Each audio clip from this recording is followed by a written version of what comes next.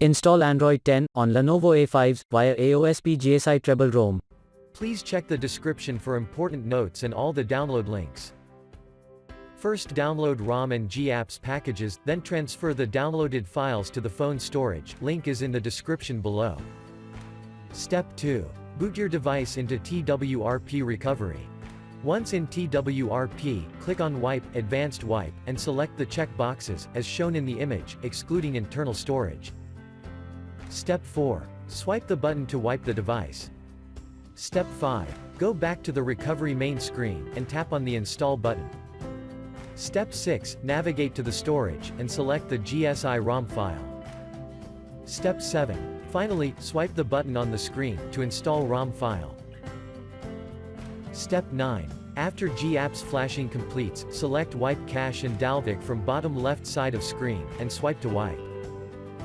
Step 10. When the flashing process is complete, hit Reboot System. That's it, you have successfully installed the ROM on your device.